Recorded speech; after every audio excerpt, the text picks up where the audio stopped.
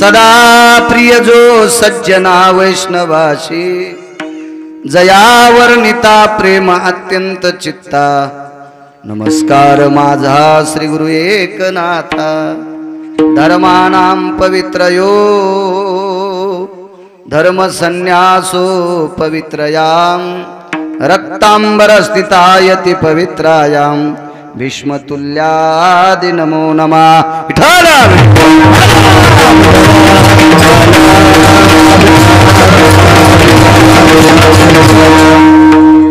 काही तरुणांना हा कठडा आहे छत्रपतींचा बसायला अलीकडचा इथं बसायला येत असलं ते या कठड्यात बसता येतं माझ्याकडे तोंड करून बसा इथं रिकामी जागा आहे वरचा कठडा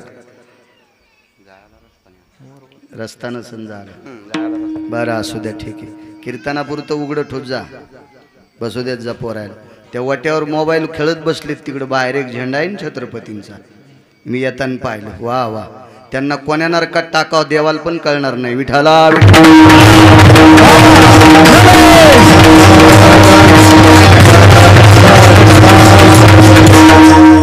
काय त्यांचा महिमा वर्ण वारंवार हरिभक्त थोर भूमंडळी त्यांची ये भेटीचे अर्थ ब्रह्मादिका पूज्य सकळ लोका विश्वा झाले प्रस्तुत प्राप्त प्रसंग निवडलेला अभंग विश्वमान्य विश्वभूषण विश्वाधिकार विश्वप्रिय चिन्मय स्वरूप असणारी अधिकार संपन्न साधू श्रीमंत श्री जगद्गुरु तुकोबाराय यांच्यावरती देवाच्याही पलीकडचं अतूट प्रेम करणारे महान भगवान भक्त संत निळोबाराय यांचा प्राप्त प्रसंगी निवडलेला अभंग विठ्ठल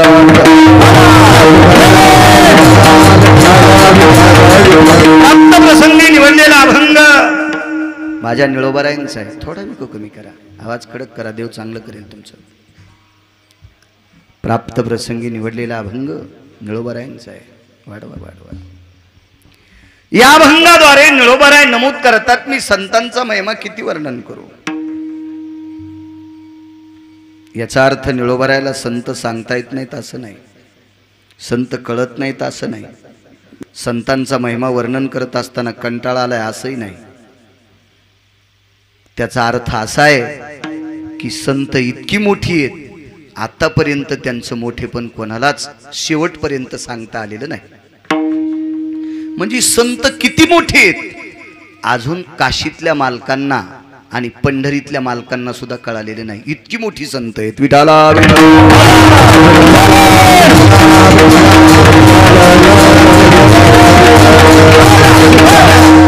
काय वर्णन करावा त्या संतांचा महिमा जिथं निळोबाराय म्हणतात मी हाता पाया पडून उद्याची विनंती करील तुम्हाला एवढा हा 20 फुटाचा कोपरा फक्त पुरुषांना बसायला द्या एवढा 20 फुटाचा कोपरा कारण काय होते कुठल्याही कीर्तन करायला बोलत असताना पुरुष पुढा असावा पण तुमच्या इथं झालं कसं सुरू कीर्तन कोणाचं घ्या कारण व्यक्ती स्वातंत्र्य मला काय तुम्हाला उपदेश करायची माझी योग्यता नाही पात्रता नाही पण पुढचा टप्पा इतका पुरुषांना असावा इतकं मात्र बायकांनी सुद्धा गिरगावच्या बाळूचं ऐका देव तुमचं चांगलं करेल मला बोलू नका तुम्हाला 30 गाव पठ्ठ्याला 36 गाव मी काय कोणाच्या मागं लागे सुद्धा नाही ए माय बोलू नको ना काय बोलत तुम्ही घरीच बसायचं लक्ष्मी यायला बोलत लाडू खात विडाला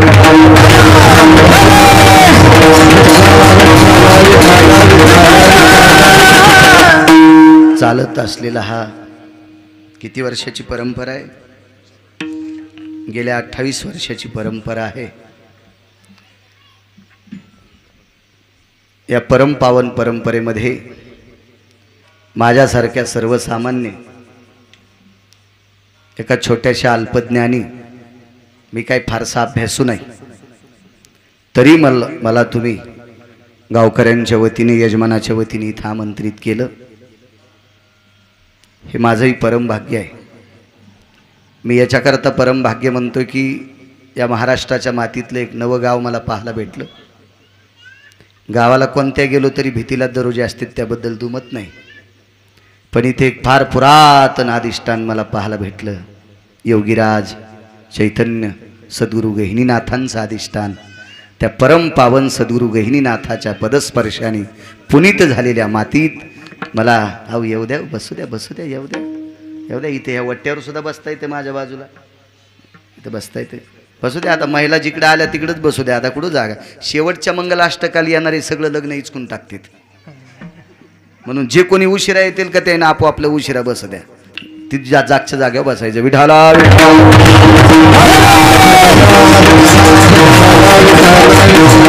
परम पावन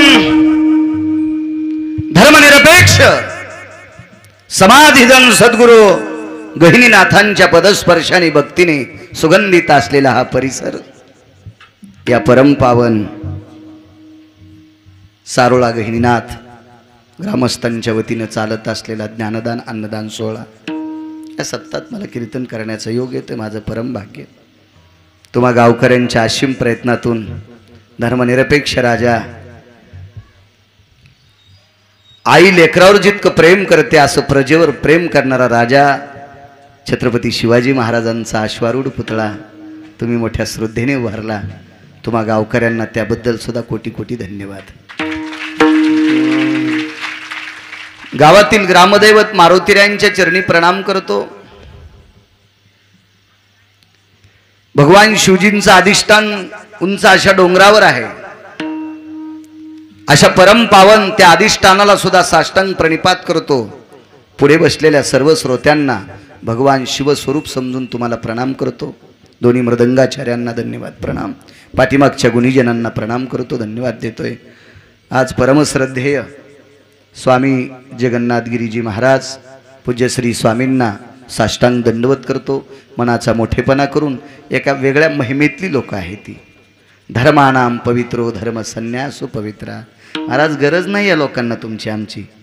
हे लोक गिरीकंदरात गेले तर विश्वाच्या मालकाला आपलंसं करून आपलं जीवन कृतार्थ करणारी माणसं आहेत. तरी पण या तरुणांसाठी तुमच्या आमच्यासाठी ती माणसात येऊन आपल्या धर्माचं काम उंच नेण्याचं काम करतात. असे परमश्रद्धेय जगन्नाथगिरीजी स्वामीजींना सुद्धा प्रणाम करतो.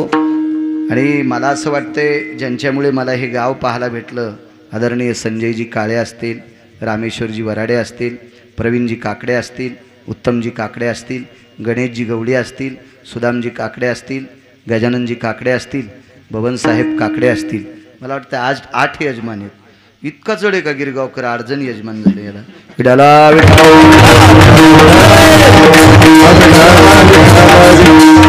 कृषी सेवा केंद्र सारोळा गहिनीनाथ या 8 सद्भक्तांच्या वतीने मला सद्गुरू गहिनीनाथांच्या पदस्पर्शाने पुनीत झालेली माती, या ठिकाणचा पवित्र भक्तीचा गंध आज बघायला भेटला.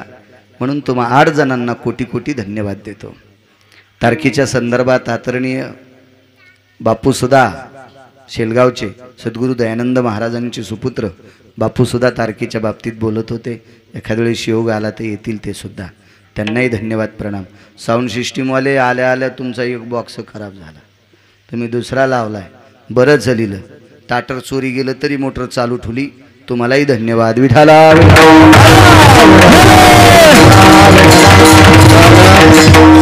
सगळे बसलेले, सगळ्यांना चपला बुटक पायात असले तर बसलेलं काढा, ते पाय सोडून बसलेले बुटं गिटं काढा. देव तुमचं चांगलं करीन. काढा न बुटं. काही चुनी घ्यायलेत, कसारपडे आले तिथं. काय कीर्तनात तर लाज जा, आम्हाला नका लाजू राजे हो, पण देवाला भेट जा, त्याला भेट जा. सगळी ताकद त्याच्या हातात आहे, निदान त्याला भेट जा. तुमच्या पायाला हात लावून प्रणाम करतोय. विठाला प्राप्त प्रसंगी निवडलेला अभंग सद्गुरू निळोबरायांचा आहे. भगवान गणेशाला सुद्धा प्रणाम करतोय. पार्वतीच्या नंदना मोरया गजानना रे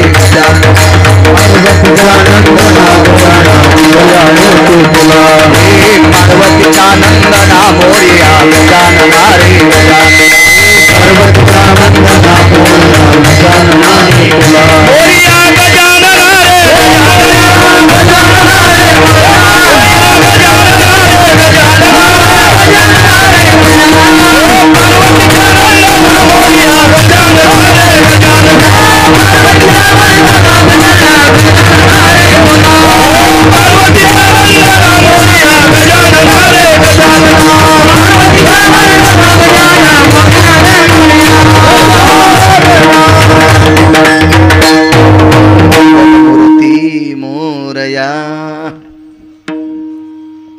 त्यांचा अभंग आहे.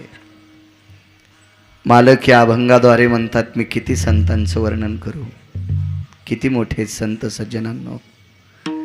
राजे हो, संत किती मोठे त्याच्या पलीकडचं सांगायचं झालं तर देवाला मोठेपण देण्याची ताकद संतात आहे. ज्ञानोबाराय, तुकोबाराय, नामदेवराय, चोखोबाराय, नाथबाबा, सावता महाराज, शेना महाराज, गोरोबा काका, निवृत्तीदादा, सोपानदेव, कबीर महाराज, संत कबीर. ही जर संत जन्माला आली नसती ना तर आपल्याला भगवान शिवजी कळाले नसते, आपल्याला गहिनीनाथ महाराज कळाले नसते, आपल्याला पांडुरंग परमात्मा कळाला नसता, आपल्याला भगवान गणेश कळाले नसते, माता जगदंबा कळाली नसती. महाराज या देवाला मोठेपण द्यायची ताकद त्यांच्यात आहे. आमुचिया भावे तुझ देव पण हे का विसरोनी राहिलाशी. देवाला देवपण द्यायची ताकद संतात. कुळीची हे कुळदेवी केली ठावी संताने. या विश्वाची देवी जर कोणी माहीत केली असेल तर संतांनी केलेले.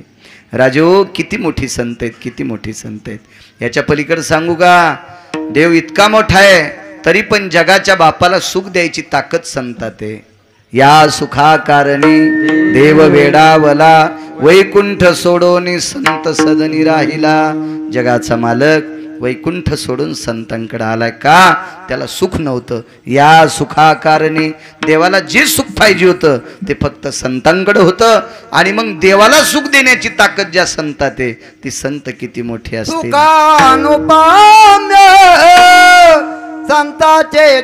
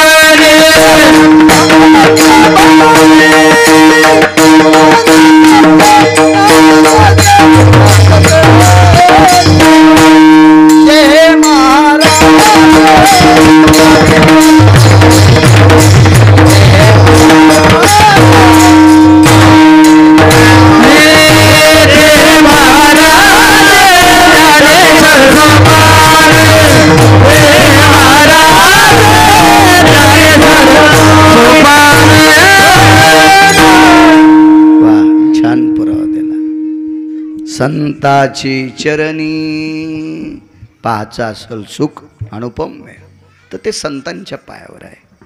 म्हणजे देवालाही सुख देण्याची ताकद संताचे सुख झाले या देवा मनवोनी सेवा करी त्यांची. देवाला सुद्धा सुख संतांनी दिले म्हणून परमेश्वर संतांची सेवा करतो. बार्त्रिक 36 वर्ष कपडे धुतले. दत्त चोपदारी करीतसे निळामणे देवराबे त्यांचे घरी. दत्त चोपदारी करीतसे 36 वर्ष नाथांची कपडे धुतली, धोत्र धुतली, त्यांच्या पत्नीच्या साड्या धुतल्या, लुगडे धुतली, पाणी भरलं, वाडा झाडा. का की संतांकडे सुख देवाला प्राप्त झाले. इतकी देव संत मोठी आहेत. आणि त्या संतांचं वर्णन करत असताना निळोबाराय म्हणतात, त्यांची भेटीचे अर्थ ब्रह्मादिका. संतांना पाहण्यासाठी ब्रह्मदेवाला सुद्धा आवडे. का ब्रह्मदेवाला संत आवडतात? कारण ब्रह्मदेवाच्या जीवनात एक चूक घडली होती आणि ती संतांच्यानं घडली नाही. संत पूज्य आहेत, पूज्य सकळ लोका विश्व झाले याच्याकरता ब्रह्मदेवाला आवडतात. दक्षिणेचा राजा यमाला सुद्धा संत आवडतात. का आवडतात? तुमच्या माझ्यासारखे भंगिरी नेऊ नेऊ यम कटाळलाय. तुमच्या माझ्यासारखे जंगाळलेले भंगिरे मळके फळके नेऊ नेऊ यम सुद्धा कटाळलाय. यमाला सुद्धा संत आवडतात. यमधर्म वास म्हणजे सानिध्य पाहे नित्य काळ मने धन्य वेळ भेटतीये. ज्या वेळेला साधू भेटेल ती वेळ यम लिहून टाकेल. निळावणे सर्व भाग्य चोजविते. संतांच्या सानिध्यात गेलं की सगळं भाग्य उजळतंय. इतकी संतांची ताकद. या साधा सोपा सरळ अभंगाचा अर्थ झालं कीर्तन. विठाला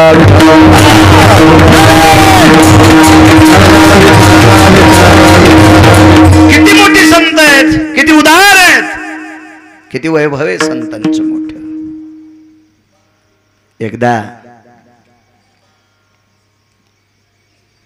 मारुतीरायांची भेट. गुरुवर्य स्वामीजी महर्षी वाल्मिकांची आणि मारुतीरायाची भेट झाली.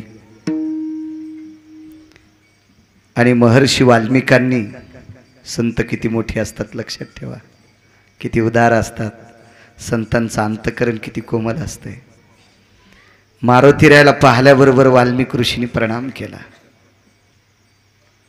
मारुतीराय म्हणजे सामान्य नाही. धर्मानाम पवित्रो धर्म संन्यासो पवित्रा. 19 संन्याशापैकी 1 नंबरचे संन्यासी स्वामीजी तुमच्या क्षेत्रातले मारुतीराय.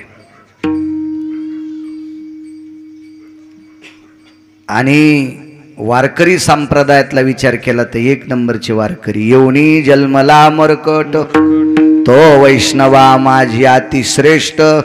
हनुमंत मनावया कनिष्ठ ऐसा पापिष्ट कोण आहे. पैठणच्या मालकांनी सांगावा मारुतीराय वारकऱ्यातले अतिश्रेष्ठ आहेत. मारुतीरायाला पाहिल्याबरोबर महर्षी वाल्मिकांनी साष्टांग प्रणिपात केला. मारुतीरायांनी सुद्धा महर्षी वाल्मिकांना प्रणाम केला. मारुतीराय नामधारकाला नमस्कार करत होते. ज्यानं भगवंताचं भजन केलं. या बापू इकून वरे या भागातून या वरे, या वरे. विडाला विडाला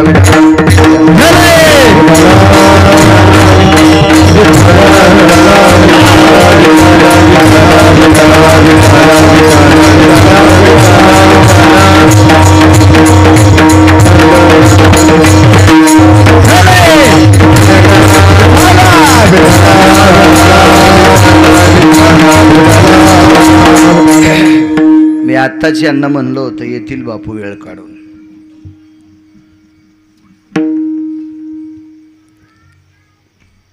मी ज्या वेळेला आश्रमावर गेलो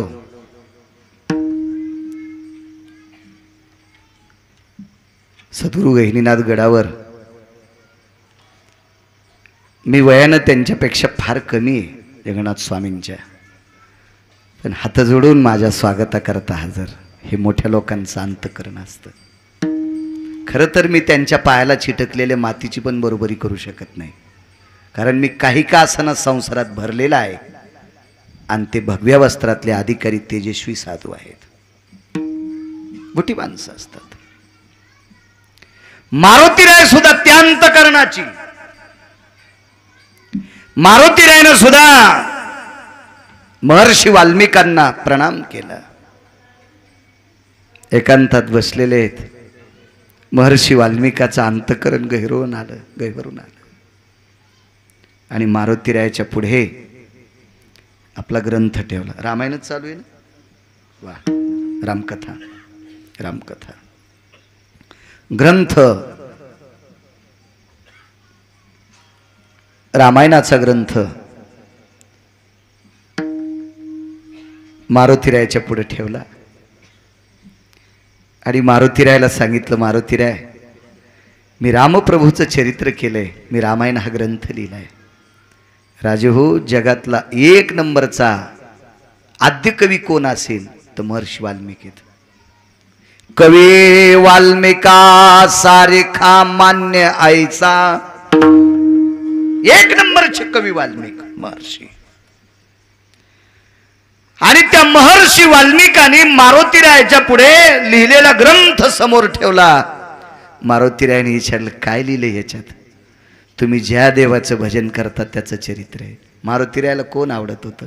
रामागड्याची आवडी मोठी मनोनी लंके पेन रे. मारुतीरायाला रामप्रभू आवडायचे आणि त्या रामप्रभूचं चरित्र लिहिलं असं म्हणल्याबरोबर महर्षी वाल्मिकांनी समोर टेकलेला ग्रंथ मारुतीराय छातीला लावतात, डोक्याला लावतात. तो ग्रंथ डोक्यावर घेतला आणि मारुतीराय नाचू लागले. श्रीराम राम जय जय राम, श्रीराम जय राम जय जय राम, श्रीराम राम जय जय राम, श्रीराम राम जय जय राम, श्रीराम राम जय जय राम, श्रीराम राम जय जय राम, श्रीराम राम जय जय राम, श्रीराम नाचू लागले. मारुतीराय नाचू लागले. वाल्मिकांनी विचारलं, पूज्य श्री मारुतीराय, आपण ग्रंथ वाचायच्या आधीच छातीला लावून डोक्याला लावून डोक्यावर घेऊन नाचलात. मारुतीरायानं सांगितलं, ज्या ग्रंथात राम आहे तेच ग्रंथ माझ्या छातीत आहे. ज्याच्यात राम नाही मी त्याला मोजितच नाही. ज्याच्यात राम नाही त्याला कशातच राम नाही. ज्याच्यातला राम गेला त्याला राम नाम सत हे मेल खजित हे.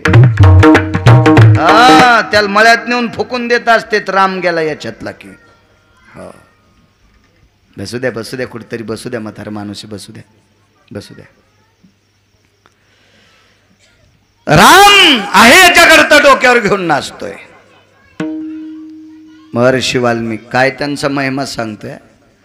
महर्षी वाल्मिकानं सांगितलं, मारुतीराय हा ग्रंथ विश्वात पूज्य होईल का?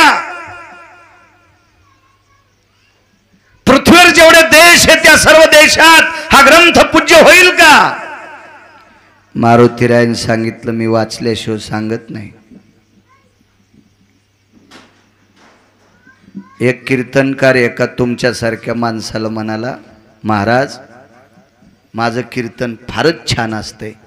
तर तुमच्यासारखे महाराज म्हणले ऐकल्यावर सांगल. तर त्याच्यात 25% गाणेच होते. मग यांच्यासारखे महाराज त्या कीर्तनकाराला म्हणले, बापू तुला चांगलं म्हणावा तर लोक मला नाव ठेवतील आणि तुला वाईट म्हणावा तर तिकूनही मला नाव ठेवतील. तुझ्या कीर्तनाला का चांगलं का वाईट म्हणायची माही काही ताकद नाही. तू एखाद्या लय पैशान मस्तळलेल्या माणसाकडे जाय, ते तुला चांगलं का वाईट ते सांगेल. ज्याच्याकडे पैशाचा जोर झाला का ती लोक संप्रदायात बट्ट्याबोळ करतात. एक जण म्हणला, महाराज कीर्तन लय झकास करा. म्हणलं, तुझ्या बायकोची साडी नेसून नाचवतो सुंबळ्या. कीर्तन हा झकास विषय असतो का नालाय का? कीर्तन हा बोधावर आरूढ विषय असतो. विठाला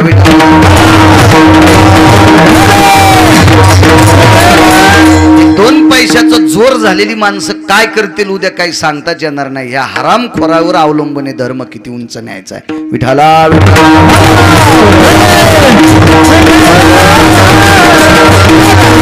महाराज किती विद्वान आहेत वाल्मिक. ग्रंथाला मार्क देण्यासाठी मारुतीरायाकडे ग्रंथ टेकला स्वामीजी. बापू तो ग्रंथ मारुतीरायाकडे दिला आणि मारुतीरायाने ग्रंथ वाचिला. आनंद वाटला. महर्षी वाल्मिकांना सांगितलं, वाल्मिक मुनीश्री वाल्मिक महर्षी वाल्मिक फार सुंदर ग्रंथ केला.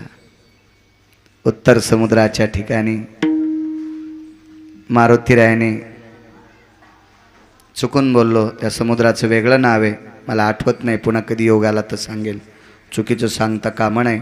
विद्वान माणसाने जर तपासलं तर म्हणतील बाळू महाराज खोटारडे आहे. त्याच्यामुळं मला स्मरणात येत नाही. जर शेवटपर्यंत आलं तर सांगून मी टाकेल. फार दिवसापूर्वी वाचनात गेले. 7 समुद्रापैकी एका समुद्रावर मारुतीरायाने महर्षी वाल्मिकांना दिलं. आणि महर्षी वाल्मिकांचा ग्रंथ हे ध्वजपत्रावर लिहिलेला होता. ध्वजपत्र म्हणजे एका विशिष्ट प्रकारच्या झाडाची साल. स्वामीजी बापू विशिष्ट प्रकारच्या झाडाची साल. आपल्याकडे पूर्वीच्या काळात काशीतले कापडी यायचे आणि ते कापडी आपल्याला प्रसाद देत होते. ते प्रसाद ध्वजपत्रावर देत होते. तो कागद नव्हता, विशिष्ट प्रकारच्या झाडाची कागदासारखी लवचिक साल असायची. त्या सालीवर तो प्रसाद द्यायचे आणि पूर्वीच्या काळात ग्रंथ ध्वजपत्रावर लिहायचे. एक झाडाचं झाड आहे ते. त्या ध्वजपत्रावर लिहिलेला तो ग्रंथ होता. मारुतीरायांनी तो ग्रंथ वाचिला, आनंद वाटला, वाल्मिकांना सन्मानही दिला, स्वागत केलं. पण मारुतीरायांनी महर्षी वाल्मिकांना 7 समुद्रापैकी एका समुद्रावर नेलं आणि त्या समुद्राच्या कडेला फार मोठे विस्तीर्ण पाषाण होते, टोळ होते. ते टोळ मारुतीरायानं फोडले, त्याला एकीकडनं पृष्ठभाग केला आणि त्या पृष्ठभागावर मारुतीरायाने लखानं रामायण लिहिलं, नखानं दगडावर रामायण लिहिलं. आणि मारुतीरायानं सांगितलं, महर्षी वाल्मिक, तुम्ही माझ्या प्रभूचे भक्त आहात. तुम्ही जे रामायण केलंय का ते अत्यंत गोड रामायण आहे. तुम्ही जे रामायण केलंय का ते माझ्या प्रभूचं फार मोठं स्तुत्य असं रामायण आहे. मला फार आवडलं, मी हृदयस्थ केलं, मी डोक्यावर घेऊन नाचलोय. पण एक काम करा ना, तुम्ही ध्वजपत्रावर लिहिले, मी दगडावर रामायण कोरले, वाचता का? वाचता? आणि महर्षी वाल्मिकी एका एका दगडावरचं, पाषाणावरचं, त्या शिलाकोनावरचं रामायण वाचत होते. त्यावेळेला प्रत्येक अक्षरामधून महर्षी वाल्मिकांनी अक्षर वाचिल्याबरोबर डोळ्यातून असं पाणी टपकत होतं. वाल्मिकाला असं वाटत होतं, ज्या दगडावर पाषाण लिहिलंय ती दगड चाटून खावी की काय? ज्या पाषाणावर रामायण लिहिलंय ती दगड आपण चाटून खावी की काय? काय रामायण आहे, काय त्याच्यातले शब्द होते, काय त्याच्यातला अर्थ होता, काय त्या रामायणामध्ये रसरशीत मर्यादा पुरुषोत्तम प्रभू रामचंद्र भरलेली होती. महर्षी वाल्मिकांचं अंग असं गदगदून आलं आणि महर्षी वाल्मिकाच्या रोमारोमात ते रामायण प्रवेश करतंय असं डोळ्यासमोर दिसतंय. पण महर्षी वाल्मिकांच्या लक्षात आलं, आपण जी रामायण लिहिलंय हे रामायण मारुतीरायानं लिहिलेल्या रामायणाच्या बरोबरीला एका तिळा इतकं सुद्धा बसत नाही. हे महर्षी वाल्मिकांच्या लक्षात आलं, हे रामायण मारुतीरायानं लिहिलेल्या रामायणाची बरोबरी करण्यासाठी एका तिळा इतकी सुद्धा आपलं रामायण बरोबरी करत नाही. आणि मारुतीरायांनी पूर्ण रामायण वाचिल्याच्या नंतर मारुतीरायाने विचारलं, महर्षी बरं लिहिलं का? बरं लिहिलं का? महर्षी वाल्मिकांनी सांगितलं, मला या विश्वातला आद्य कवी म्हणून पदवी आहे, या विश्वातला आद्य कवी, 1 नंबरचा कवी म्हणून पदवी आहे. मला समाजानं विश्वानं दिलेल्या या कवीच्या पदवीनंतर मी एक बहाल करतो की तुमच्या रामायणाची प्रशंसा करण्याची लायकी माझ्यात नाही. इतकं गोड रामायण आहे. हे महर्षी वाल्मिकांचं वाक्य आहे. येतो म्हणाले. निघाल्याच्या नंतर मारुतीरायाने विचारलं, महर्षी वाल्मिक, आपण थोडं जड अंतकरणाने माझा निरोप घेऊन चालता? काय अडचणी, काय अडचणी, काय अडचणी? मारुतीरायानं महर्षी वाल्मिकांना सांगितलं, देताल का मला? देताल?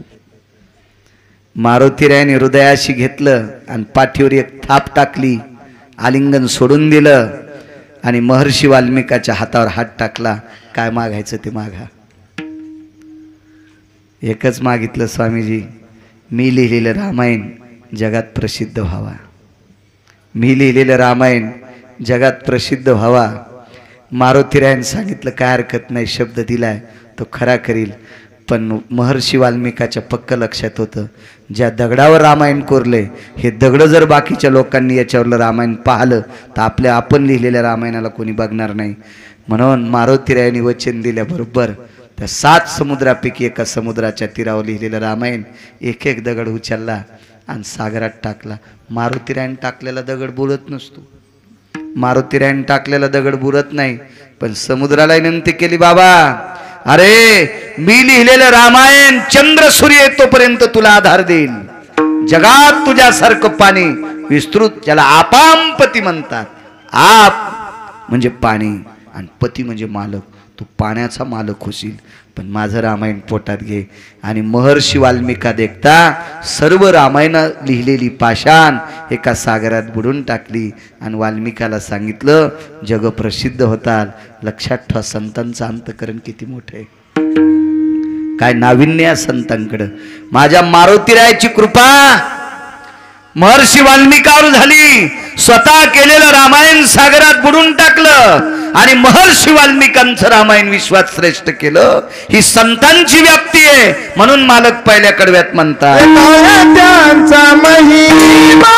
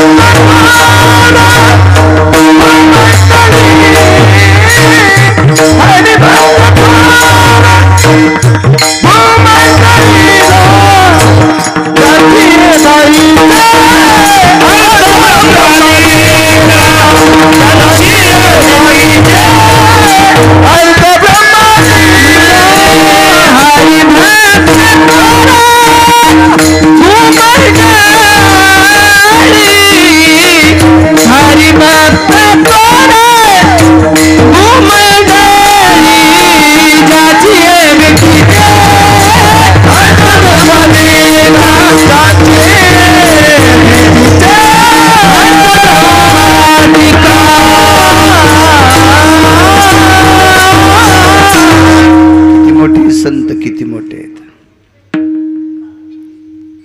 एकदा संत शिरोमणी नामदेवराय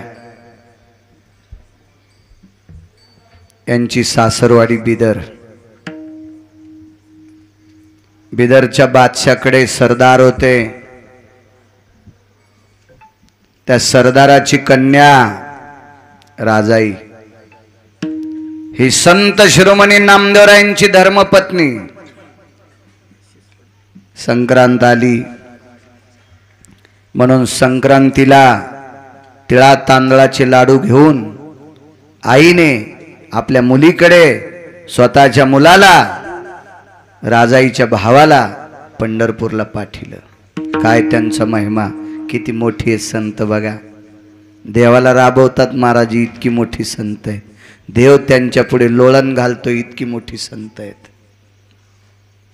काय त्यांचा महिमा सांगतोय, किती मोठा महिमा आहे. पंढरपूरला राजाईचे भाऊ आले. मोठ्या घरचं पोरग होतं, ते श्रीमंत घरचं. त्याला झोपायला 5.5 क्विंटल सोन्याचे पैसे किती येते? 5.5 क्विंटल सोन्याचे पैसे किती येते? तितकं त्याला महाल होता झोपायला. गोळ्या संपल्या नाही माझ्या, मी गांजा वडीत नाही, डोकं मग दुखत नाही. 4 फेब्रुवारी 2019ला अपघात झाला. बॉयलजेनला क्रॅक म्हणून बसून कीर्तन करावं लागते. डोक्यावर काही माझा परिणाम नाही, मी डोक्यावर आदळलो नाही, काही नाही. डोकं माझं खराब झालेलं नाही, स्मरणात राहते माझ्या. हो, वाचून सांगतोय, वाचून. एवढ्या श्रीमंत वैभवातलं पोरग बहिणीच्या घरी आलंय आणि बहिणीची तर राहायला 3 झोपडे. 3 झोपडे, 3 झोपडे होते. 3 झोपडं कळतं ना, 3 झोपडे कोठे होते 3. बहिणीच्या सोबत आपल्या मेहुण्यासोबत जेवण केलं. जेवायला खापराचं ताट होतं, मातीचं ताट होतं, मातीचं. त्या ताटात बहिणीची तर कण्या खाल्ल्या, त्या ताटात बहिणीची तर कण्या खाल्ल्या.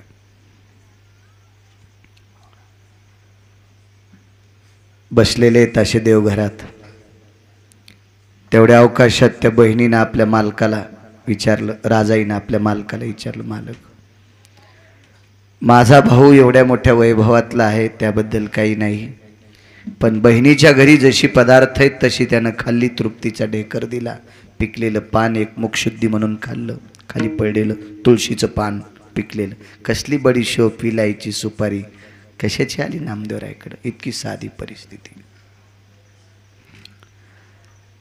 आणि राजाईनं आपल्या पतीला सांगितलं, मालक, धनी, स्वामी, असं नवऱ्याला म्हणतात तुम्ही?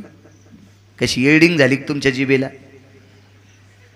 हा, महादेवाला बेल वाहता, पांडुरंगाला मंजुळा वाहता आणि नवऱ्याला पप्याचं बाप म्हणता. नाही तुमच्या अंगावर मोठा गोटा पडायचा का एखादा डोंगरावरचा? ऐका गिरीगावच्या बाळाचं, नवऱ्याचा आदर करायचा. जी बाई दिवसात नवऱ्याच्या एकदा पाया पडती तिला भारतातल्या कोण्याच महाराजाच्या पाया पडायची गरज नाही. लिहून घ्या गिरगावकरांचं वाक्य. जी दिवसात नवऱ्याच्या 3दा पाया पडते तिला देवाच्या पण पाया पडायचं नाही. स्वामीजी कीर्तनात सांगणं इतकं सोपं आहे. माईक कॅमेरा चालू आहे, मला विचारणार आहे ना कोणतरी. मी पाहून ग्रंथ करावे कीर्तन, मी ग्रंथ संपदा वाजून कीर्तन करतोय.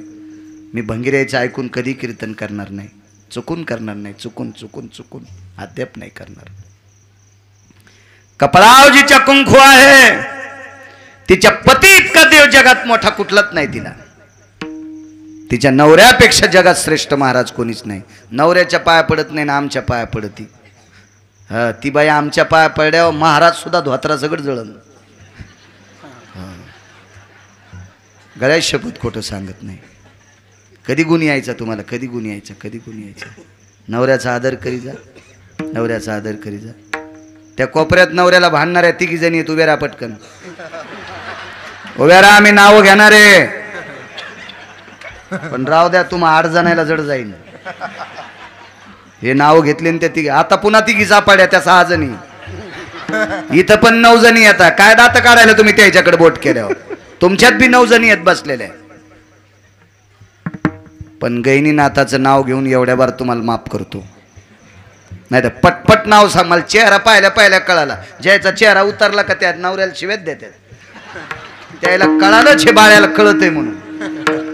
आणि मला माती कळत नाही. मी फक्त गोळी टाकली तितक्यात तुमचे चेहरे सुकले. बाई मो नाव घेतो का काय? अशी जी बाई चाचरली का याच्यावरच लक्षात घेतलं ही नवऱ्याला नीट बोलत नाही. पण एवढ्या वेळेस तुम्हाला माफ करतो.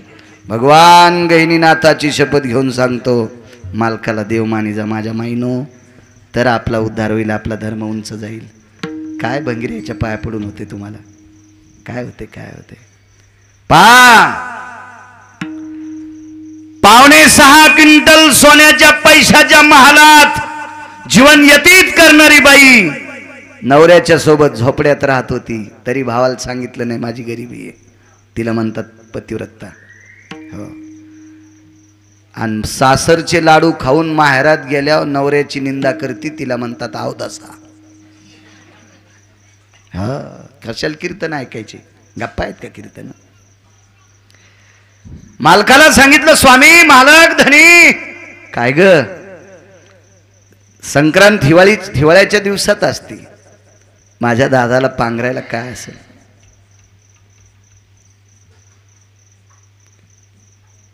नामदेवानं सांगितलं, राजाई माझं गोदड देऊन टाकू. नाही पांघरणार. तो का? तुम्ही मोठे मेहुणे आहात. मग तुझं देऊन टाक. माझंही पांघरणार नाही, मी त्याची मोठी बहीण आहे. नामदेवराय म्हणले, मी मोठा मेहुणा आहे, तू मोठी बहीण आहे, याच्या करतात आपल्या दोघांची गोदड पांघरणार नाही. मग ते माझ्या बाबाचंही पांघरणार नाही, माझ्या आईचं पांघरणार नाही. मग तू त्याला करायचं काय? तेवढ्या अवकाशात या 14 लोकांच्या सानिध्यात एक चुकलेली कन्या, तिचं नाव होतं जना. जिनं जनार्दनांत करण्यात ठेवलाय, तिचं नाव आहे जना.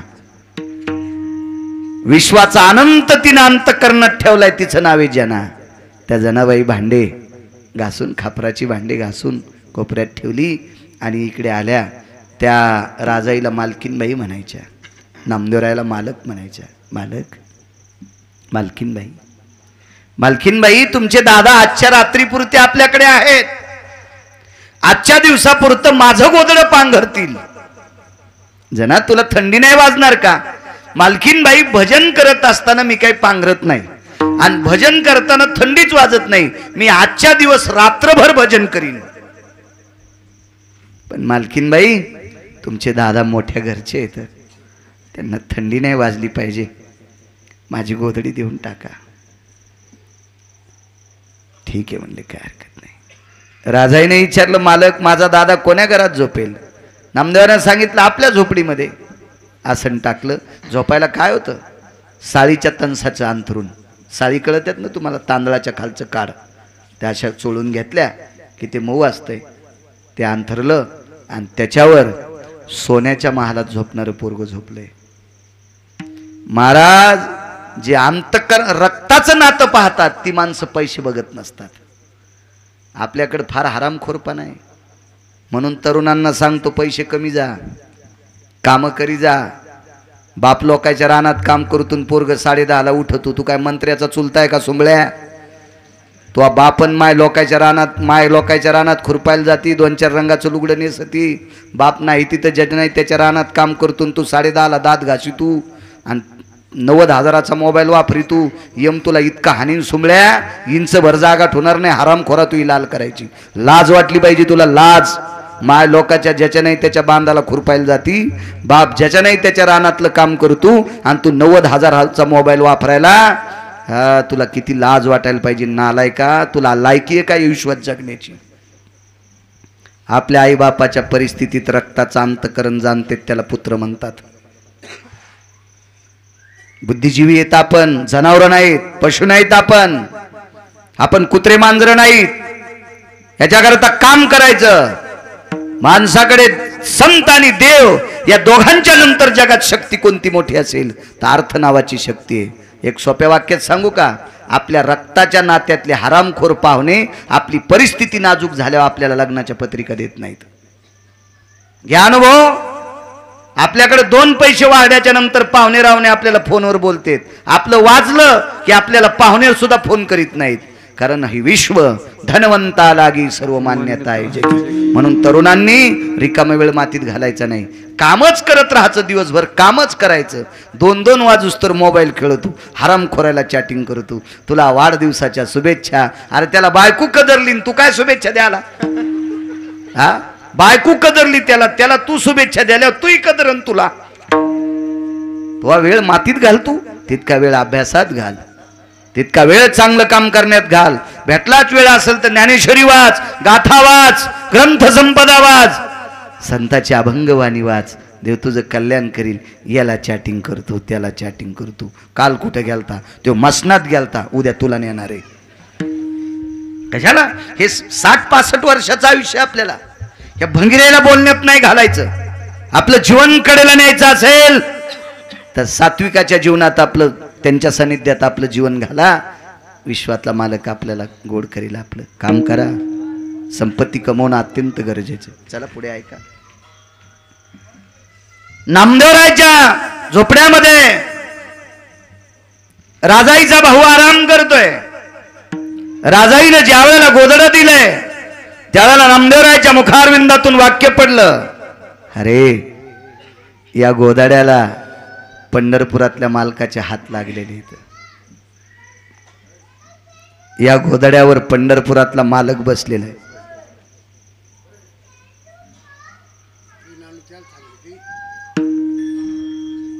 नाही दटू नका बापा, कोणाच तरी लेकरू येते, दटू नका.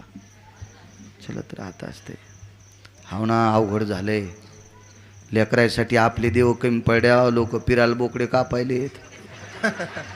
हाव ना, इतके महाग झालेत लेकरं. देव दिसणं आपले लोकायला. त्याच्यामुळं कोणाच्या लेकराला आपण काही म्हणावं ती बाई म्हणायची तू वांझेस का काय. त्याच्यामुळं काही बोल जाऊ नका कोणाच्या लेकरायला. विठाला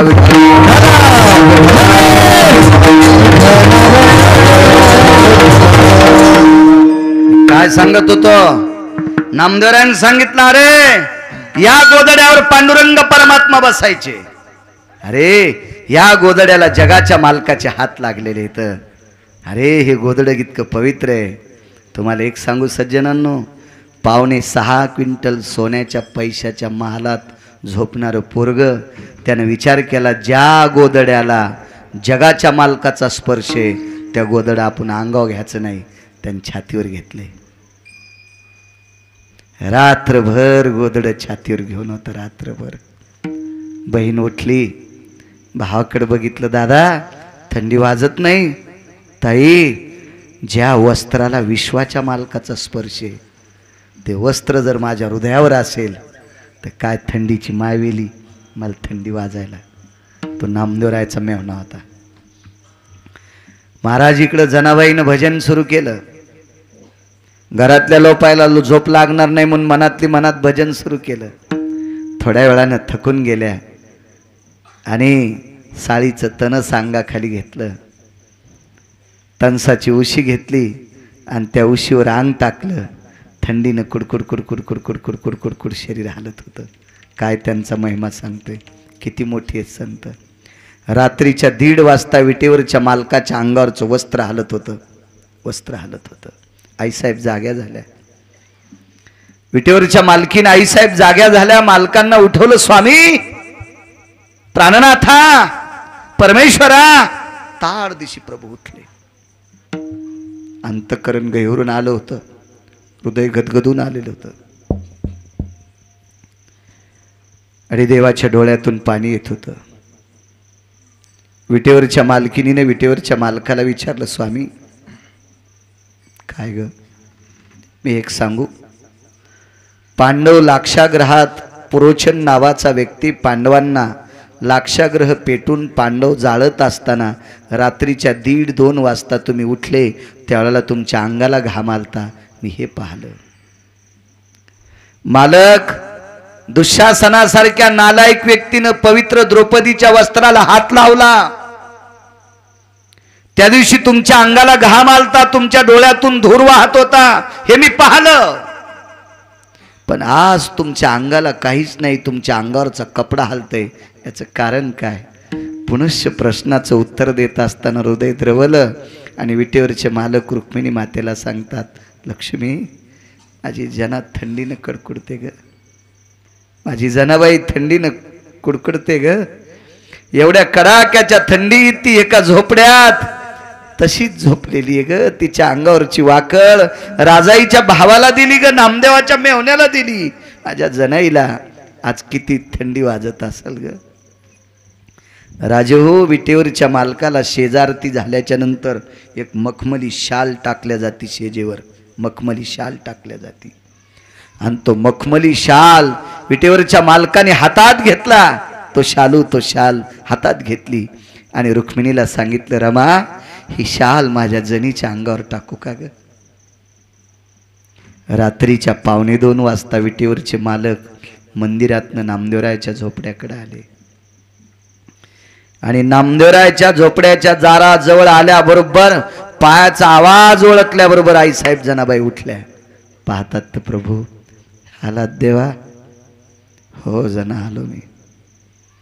देवाच्या डोळ्याच्या कडा ओल्या झालत्या. देवाच्या गालावर पाण्याचे थेंब होते. जनाबाईनं देवाचे पाय धरले आणि देवाला विचारलं, देवा, एवढ्या रात्री माझ्याकडे रडत का आलात? जना, तू नामदेवाच्या मेव्हण्याला थंडी वाजू नये याच्याकरता स्वतःची वाकळ दिलीस का? जनाबाईनं देवाला सांगितलं, देवा, घरात 14 माणसं असताना एक चुकलेली पोरगी, त्या घरातल्या नामदेवरायाने मला एक लेक म्हणून इथं आणलंय. एवढ्या श्रीमंत घरच्या राजाईनं मला पोटची लेक म्हणून सांभाळलंय. नामदेवरायाच्या आई वडिलांनी लेक म्हणून सांभाळलंय. त्या घरातला एक श्रीमंत घरचा पाहुणा आला, एक दिवस मला थंडी वाजली तर काय होतं रे देवा? याच्याकरता माझी मी गोदडी देऊन टाकली. भगवान म्हणतात, जना, तुला थंडी वाजल्यावर मला सहन होत नाही ग. याच्याकरता मला शेज आरती करताना जी मखमली शाल दिली ही तुझ्या अंगावर टाकतो. जनाबाईनं सांगितलं, देवा, तुम्हाला दिलेली शाल पांघरायला काही हरकत नाही, पण मी ज्या घरच्या भाकरी खाते त्या घरची सगळी माणसं गोदडी पांघरतात. मी ज्या घरच्या भाकरी खाते त्या घरची सगळी माणसं गोदडी पांघरतात आणि त्या घरच्या नौकरणीनं शाल पांघरावा हा कुठला न्याय? दाशी नामयाची म्हणून या. मी नामदेवरायाची दाशी आहे. मी राजाईची दासी आहे, मी दामू शेट्टींची दासी आहे, मी गोनाबाईंची दासी आहे, मी विठा मादा नारा गोंदांची दासी आहे. आणि घरातल्या मालकानी साधी वस्त्र पांघरावी आणि त्या घरच्या नौकरणीने दासीनं भरजरी शाल पांघरावी, हे उचित नाही देवा. घेऊन जा, घेऊन जा. आनंद आश्रम स्वामीजी काशीतला, या आनंद आश्रमातून तुमच्यासारखे यती योगी जपी तपी सिद्ध अनुरागी शास्त्री आचार्य पंडित अनुरागी ही सगळी माणसं कबीरांना घेऊन पंढरीला आले. जनाबाईला पाहिलं, सर्व वृत्तांत माहीत झाला. या सर्व आचार्यांनी विचार केला, आयुष्यभर आम्ही ग्रंथ संपदा वाचवली, त्या ग्रंथाची पानं उलटू उलटू आमच्या बोटाची कांडे घासली, पण अजून देव स्वप्नात नाही. आणि या जनाबाईसाठी देव इतका वेडा का झाला असेल? संत कबीरांनी सांगावा, शास्त्रींनो, आचार्यांनो, पंडितांनो, या संप्रदायातल्या संतांची ताकद इतकी मोठी आहे, इतकी मोठी. किती देव येडा किती. मला एकदा फीस माफ करायची होती.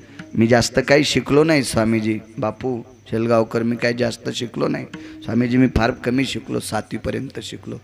तर ही फीस माफ करण्यासाठी सरपंचाची सही लागत असती ABC फॉर्मवर.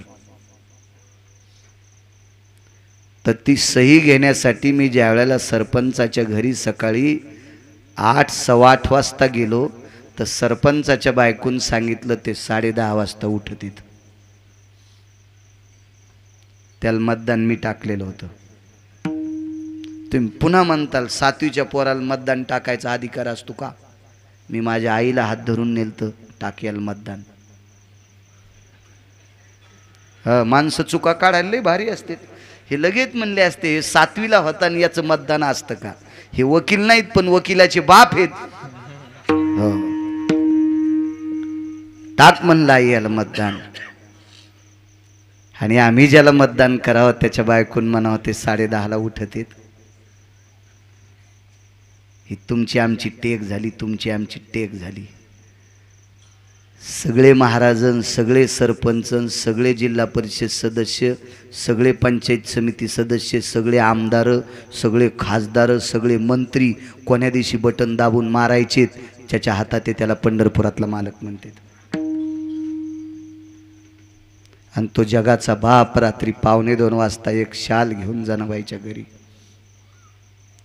घरी आचार्य पंडित शास्त्री वेदांतिक वेडे झाले, सिद्ध महामुनी अनुरागी वेडे झाले. काय अवस्था आहे.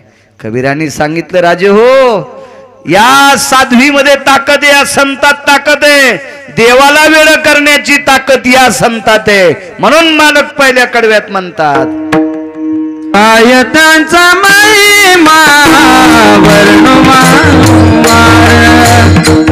कायतांचा महिमा वर्णवार, कायतांचा महिमा वर्णवार, कायतांचा महिमा वर्णवार, कायतांचा महिमा वर्णवार, कायतांचा महिमा वर्णवार, कायतांचा महिमा वर्णवार, कायतांचा महिमा वर्णवार. हरी भक्त कोरे घुमादाई, हरी भक्त कोरे घुमादाई, जाचिए बेटीचे ब्रह्मादिका, जाचिए बेटीचे अर्थ ब्रह्मादिका.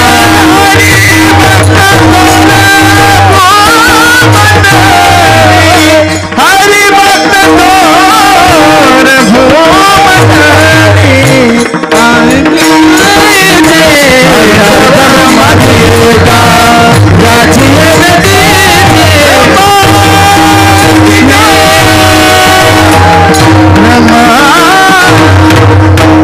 फार मोठी शक्ती असती संत लोकांकडे. सद्गुरु जगन्नाथ स्वामीजी प्रभू रामचंद्राच्या नगरीत एक तुमच्यासारखे महात्मा जेवायला आले, सद्गुरु गहिनीनाथांसारखे महात्मा जेवायला आले. आणि जेवायला आल्याच्या नंतर 10:30-11 वाजलेले दुपारीचे. पात्र लावलेली आहेत, पाट टेकली, त्याच्यावर पात्र ठेवली, समाया लावल्या, उदबत्त्या लावल्या, बसायला पाठे, पाठीला पाठे. रामचंद्रांच्या घरचं जेवण आहे, प्रभू रामचंद्रांच्या घरचं जेवण आहे. बसली अशी माणसं जेवायला. आता बसणार आहेत, पाय धुतायत साधू. आणि पाय धुत असताना साधूंनी सहज रामचंद्रांना विचारलं, आपण कोण्या वंशातले? आम्ही सूर्यवंशातले आहोत. द्वापारयुग हा चंद्रवंशातला, मागची सगळी राजे सूर्यवंशातली. मी सूर्यवंशातले आहेत. म्हणून राजाच्या सिंहासनावर एकीकडे चंद्र आणि एकीकडे सूर्य असतो. सिंहासनावर चंद्रवंश आणि सूर्यवंश. जुन्या लोकांच्या, राजा महाराजांच्या सिंहासनाला इथं चंद्र सूर्य असतो. आणि सहज महाराज म्हणले, मग तुम्ही सूर्यवंशातले, कधी तुमच्याकडे सूर्य जेवायला आलाय का? आता भगवान प्रभू रामचंद्राचा अधिकारी इतका होता की यांच्याच कृपेने, तुझी या कृपेने वेदाशी बोलन, सूर्याशी चालणे तुझ्या वळे. सूर्याला प्रकाश रामचंद्रांमुळे. रामचंद्र म्हणजे पंढरीतले मालक. महाराज 7वा अवतार, पूर्ण अवतार आहेत. राम आणि कृष्ण हे 2 अवतार पूर्ण आहेत. पूर्ण अवतार रामकृष्ण, दुर्जनाचा येणे करोनी संहार. पूर्ण अवतार रामकृष्ण, ही सगळी सत्ता आहे. पण मर्यादा पुरुषोत्तम एका साधूच्या हातात आहे. बोलीला वाल्मिक तैशेची करीन, वर्तोनी दावीन म्हणे नामा. नामदेवराय सांगतात, वाल्मिकांनी जसं लिहिलंय त्याच्या व्यतिरिक्त काहीच करता येत नाही. वाल्मिकांना लिहिलंच नव्हतं सूर्य जेवायला बोलवायचा. कसं बोलवता येईल? रामचंद्रांचा चेहरा बारीक झाला आणि महाराजांनी विचारलं, का नाराज? काही नाही म्हणे, आम्ही आहे सूर्यवंशातले, पण अजून आमच्याकडे सूर्य कधी आला नाही. आजच्या जेवणात सूर्य जेवायला येईल, एक पात्र शिल्लक लावा. लगेच पात्र लावलं. भगवान रामचंद्र आईला सांगतात, आई ग, ए आई. तरुणांनी वाक्य ऐकलं का? विश्व ज्याच्या ताब्यात आहे त्याला जगाचा बाप म्हणतात. एक सोपी व्याख्या सांगू का माझ्या भाषेत? तुम्हाला आणि मला इथं किती दिवस बसवायचं आणि कोण्या दिवशी मळ्यात नेऊन फुकायचंय, ज्याच्या हातात आहे त्याला जगाचा बाप म्हणतात. तो पण आईला आई म्हणत होता. इथं बसलेल्या तरुणांना एकच सांगेल, दिवसात मायबापाचं एकदा जो को मुलगा दर्शन घेत असेल ना, त्याला भारतातल्या कोण्याच महाराजाच्या पाया पडायची गरज नाही. गणेश शपथ खोटं नाही. आणि जो दिवसात आई वडिलाचं 3दा दर्शन घेतो का, त्याला पंढरपूरला सुद्धा जायची गरज नाही. माय बापे केवळ काशी, माय बापे केवळ काशी, माय बाप केवळ काशी, माय बाप केवळ काशी. तेने नदावे तीर्थासी, तेने नदावे तीर्थासी, तेने नदावे तीर्थासी, तेने नदावे तीर्थासी, तेने नदावे तीर्थासी. माय बाप केवळ काशी, तेने न जावे तीर्थासी. सकल तीर्थाची धुरे, जिये काजान माता पितरे. 360 तीर्थ सांगितले. पाहता देवळाची पाठ आणि तीर्थे घडती 360. पंढरपुरातल्या मालकाच्या मंदिराची पाठ भिंत पाहिली की 360 तीर्थ घडते. त्याच्यासाठी सायास करावं लागते. पण रोज सकाळी आईचं वडिलाचं दर्शन घेतलं की 360 तीर्थाच्या आंघोळी केल्याचं पुण्य प्राप्त होते. म्हणून मायबापांचा आदर करा. आपल्या आई वडिलाचं दर्शन घेत जा. तुम्हाला काशीला गेल्याचं पुण्य, तुम्हाला पंढरपूरला गेल्याचं पुण्य, तुम्हाला 4 धामला गेल्याचं पुण्य, तुम्हाला 12 ज्योतिर्लिंगाचं दर्शन झाल्याचं पुण्य. आईबापाचा आदर करी जरा जे हो आईबापाचा. आजच्या कीर्तनात आठवड्यात जरी एक मुलगा पाय पडला आपल्या आईच्या आणि बापाच्या, तरी त्याचं पुण्य गिरगाव करायला मिळेल. इथं बसलेल्या जेवढे तरुण आहेत त्याच्यातला एक जरी मुलगा आठवड्यात एकदा मायबापाच्या पाया पडला तर त्याचं पुण्य गिरगाव करायला मिळेल राजे हो. आणि तुम्हाला किती मिळेल हे याचं ब्रह्मदेवाकडे पण तराजू नाही. मायबापासारखं दैवत नाही राजे हो, कुठं दैवत नाही. भगवान म्हणतात, आई ग, ए आई, ए माय. काय रामचंद्र, आपल्याकडे महात्मा आले, संन्यासी महात्मा आहेत, त्यागी आहेत, अनुरागी, ब्रह्मचारी आहेत, संन्यासी आहेत. त्यांनी सांगितलं आपल्याकडे भगवान सूर्यनारायण जेवायला येणार आहेत. कौशल्या मातेने विचार केला, सूर्य जर आपल्या महालात जेवायला आला तर इतक्या वर येतं घाम निघायला, इतक्या आकाशात वर आहे तर घाम निघायला, महालात जेवायला आला तर महाल जळून जाईल. पण कौशल्या आईसाहेबांनी रामचंद्राने विचारलं कोण आणायला जेवायला? म्हणे एक महात्मा आहेत, संन्यासी आहेत, ब्रह्मचारी आहेत, ते आणायले. बरं ठीक आहे. कौशल्या मातेला माहीत होतं साधून आणलं म्हणल्यावर आता काही भीती नाही, महाराजांनी ताकद असते. आणि मग जेवायला पात्र आता लावली, भात वाढायचा आहे. तेवढ्या अवकाशात रामचंद्रांनी सांगितलं गुरुवर्य जेवायला बसा, पण एक पात्र शिल्लक लावले, तुम्ही म्हणाले सूर्यनारायण आणतो मी. ए भास्करा, ए दिवाकरा, ए रवी, त्याचेच नाव आहेत, 12 नाव आहेत ना सूर्याला. ए भास्करा ये रे जेवायला. भगवान सूर्यनारायणानं सांगितलं पूज्यश्री महाराज येतो जेवायला, पण मी खाली आल्याच्या नंतर जगाला प्रकाश कसला, जगाला प्रकाश कोण देईल? महाराजांनी सांगितलं बांड्या पंचायती करू नकोस, तुला जेवायला बोलवतो त्या अर्थी प्रकाश देण्याची ताकद माझ्यात आहे, तू ये खाले. आणि सूर्य खाली आल्याच्या नंतर दुसरीकडे अंधार पडू लागली. सूर्यनारायणाने पाय धरले, महाराज बाकीच्या लोकांचा अंधार पडतोय, 11:30 वाजता जर 12 वाजता अंधार पडत असेल तर मला सुद्धा ड्युटी आहे विश्वाची, असं का करता? तर भगवान सूर्यनारायणाला महाराजांनी सांगितलं तू अगोदर पात्राव जेवायला बस, मी बागचं पाहतो. दुपारचं स्नान करून आलेली महाराज होते, त्यांच्या कमरेला गुंडाळायची 4 बोटाची लंगोटी होती, छाटी होती. हिचे 2-3 प्रकार सांगितले. कमरेला गुंडाळायची 4 बोटाची छाटी, कोणी खांद्यावर घ्यायची छाटी, वेगवेगळ्या पुराणात वर्णन वेगळं आलं. पण एक पुराण सांगते ती कमरेला गुंडाळायची छाटी होती. एकाची छाटी तर पिन्नली, एके सृष्टीवरी सृष्टी केली, आळंदीतल्या मालकांचा पुरावा आहे. आणि सूर्यनारायण आतमध्ये प्रवेश केल्याबरोबर थोडा अंधार वाटत होता. महाराज स्नान करून आले होते स्वामीजी, ती छाटी आकाशात फेकल्याबरोबर 14 सूर्य इतका प्रकाश पडला, 14 सूर्य इतका. एका महात्म्याचं वाक्य, काढोनी ढुंगाचे चिरगुट भिरकाविले नभी देख, ते 14 भास्करा परिलेख तेज कांती. कमरेला गुंडाळायचं फडकं वस्त्र आकाशात फेकल्याबरोबर 14 सूर्य इतका प्रकाश पडला. वाक्य नीट आहे का? आता आपल्याकडे अंधार आहे, सध्या आपल्याकडे अंधार आहे, दुसऱ्या देशात उजळड आहे. हे तर मान्यच करावं लागेल का नाही? उद्या त्यांना अंधार पडेल, सकाळी आपल्याकडे उजळल. म्हणजे सूर्य एकाच वेळेला अख्ख्या ब्रह्मांडाला प्रकाश देऊ शकत नाही, सूर्याकडे लोड शेडिंग आहे. पण एका साधून स्पर्श केलेला कपडा, एका साधूच्या अंगाला स्पर्श केलेला कपडा आकाशात फेकल्याबरोबर, सद्गुरु गहिनीनाथांसारख्या साधूचा कपडा आकाशात फेकल्याबरोबर एकाच वेळेला 14 सूर्याचा प्रकाश पडला. काढून ढुंगाचे चिरगुट भिरका विलेन भिदेक, ते 14 भास्करा परिलेख. ते बसान काय बुळबुळ करता रे, पुढं बसायचा भलता नाद, त्याच्यामुळे माणसं पुढं पाहिजे. विठाला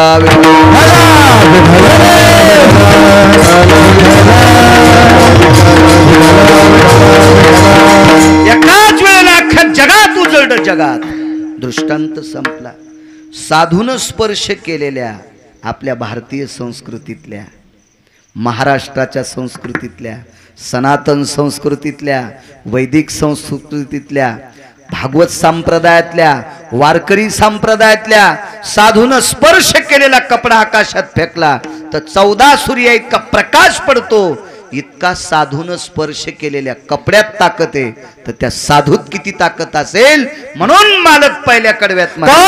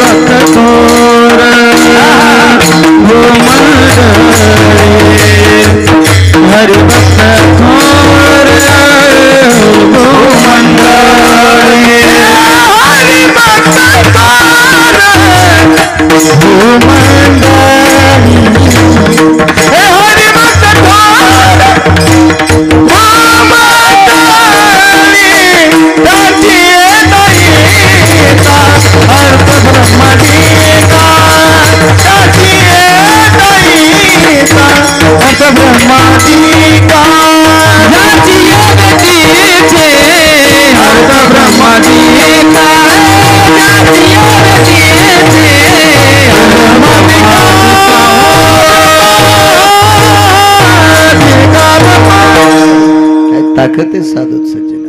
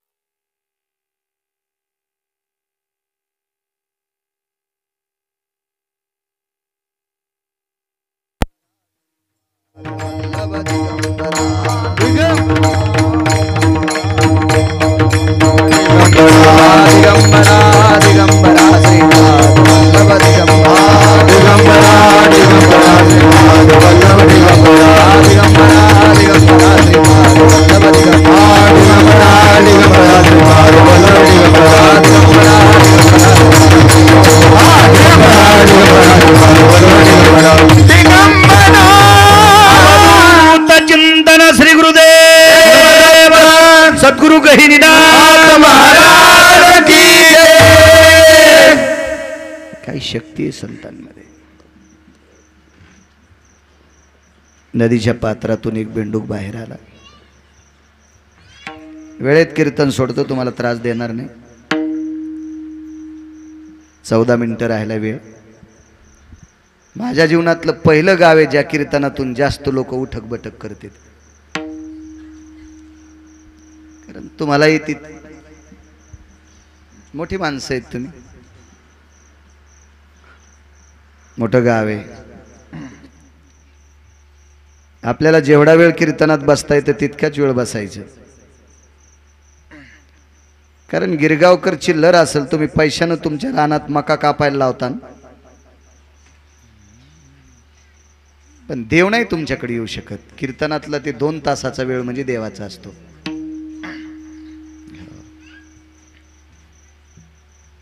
लाईट गेल्याचं अनुसंधान घेऊन 2-3 मथाऱ्या पण उठल्या. मी पाहिल्या इथून. त्या मथाऱ्यानं कशाला अपेक्षा करायचा माझा नातू चांगला निघन? बिलकुल निघणारच नाही तो नातू. तू या अंगाव म्हातारपणी ट्रॅक्टर घालणार आहे. तू जरासं थांब. विठाला विठाला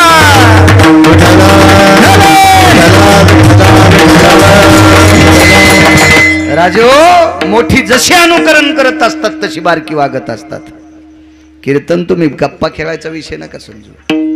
हा, तुम्हाला वाटत असेल एखाद्या कीर्तनकाराने आम्हाला हसून जावा, ते तुम्हालाही नरकात टाकणार आहे. आणि जो हसिणार आहे का तोही नरकाला जाणार आहे.